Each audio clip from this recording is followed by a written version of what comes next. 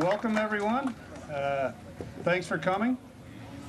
We did end up with a very nice day, a little bit humid, but at least it's not raining. So that's a good sign, a good omen. My purpose here this morning is just solely to introduce Mr. William Hargid, our fabulous city administrator in the fabulous city of Pompano Beach. So if you could welcome Mr. Hargid. Yeah. I certainly thank Bill for that, but I also wanted you to know he has an evaluation coming up soon. Let me welcome everybody here and tell you that I'm just so extremely pleased to be a part of what I consider a very important occasion.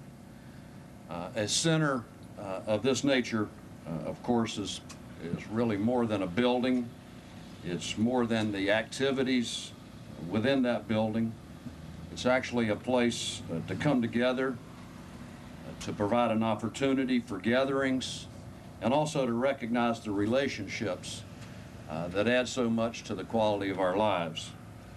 And today we do mark an important event, not only for the residents of Palm Air, but for the entire city of Pompano Beach. And breaking ground on this $2 million recreation facility is an expression, I believe, of support and faith on behalf of the City Commission. And I think it would be most appropriate at this time if we express our appreciation to the City Commission for their commitment of the funds of this project for which we're about to begin. So I don't know how many of you know this, but I had someone check the records, and it has been more than 10 years since the city has undertaken a recreation complex, a civic center project of this nature. And certainly it's overdue. But until the Southwest Center was, until now, I think this center was made up primarily of intentions and the dreams of some, the plans and designs of those people who had vision of what a community could be. There is one particular commissioner whose vision and passion for this center and the city has earned him the rare distinction of having a building named after him. And that's while he still has his vision. And I'm proud to say that working together has made the Herb Skolnick Center dream a reality. And I'd like to end my comments really with a quote by Henry David Thoreau, who said that if you advance confidently in the direction of your dreams and live the life which you imagined, you will meet with a success unmatched in common hours. If you have built castles in the air, your work need not be lost, for that is where they should be. Now put the foundations under them, and that's what this event is all about. And with that, would you please welcome the Mayor of Pompano Beach, Bill Griffin. Thank you, and thank you all out here in Palm Air for attending today's groundbreaking.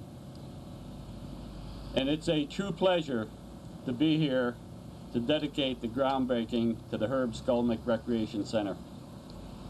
I'm sure you've heard me say, isn't it great to be in Pompano Beach?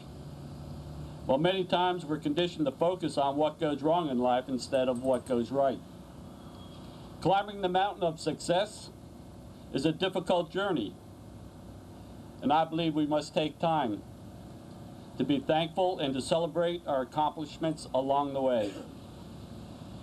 Pompano Beach does have a lot of positive things happening these days, and this groundbreaking ceremony proves that we are making great progress in this great city. Within 10 months, we'll return to cut the ribbon on a 13,000 square foot rec center. It'll have a large multi-purpose room, which we all can use for maybe exercise classes. It'll have a full kitchen, a stage, and probably very important to the security in Palm Air, is a BSO substation. It will be a place where people come to be part of the Pompano Beach family. As much as I am proud of our achievements in Pompano Beach, I know of one person here today that deserves all the credit for making this recreation center a reality instead of a dream. So let's give a big hand to Vice Mayor Herb Skolnick. Congratulations. Another great reason why it's so great to be in Pompano Beach, correct? Thank you. I'm glad he afforded me a half hour. I'll run a little longer than that. My dear friends and colleagues, I need not say what a tremendous honor it is to have an edifice dedicated in my name. But equally important is that after years of starts and stops, this community will soon be the benefactors of a city center. With close to 18,000 residents in the district, there will now be available, as the mayor said, meeting places, recreation opportunities, entertainment activities, and now, in addition, there will be a kitchen, as mentioned, to accommodate affairs that take place in the meeting room, and a small sheriff deputy's office where they can rest and spend some time looking over the community and resting from the labors of looking over the community. But I must say this. It would not have been possible without the full cooperation of my fellow commissioners, staff, the city manager, who arranged the financing through city funds, and the firm support and urgings of the Palm Air community. So now I take this opportunity to thank all of the participating individuals who have made this event a fact. I also will be looking forward with some impatience to having the ribbon cutting, which was erroneously reported for 18 months. It will be in 9 months. It's shorter and shorter. I tried to have it 6, but I couldn't. And the total utilization of this facility. Thank you all with all of my heart, and I am truly honored for this type of a presentation. Thank you. It's a very multi-purpose type facility. It should be used around the clock, every day. It's easy to get to. There's new pedestrian ways, covered drop-off, plenty of parking, new curb cuts. The building will look down the waterway.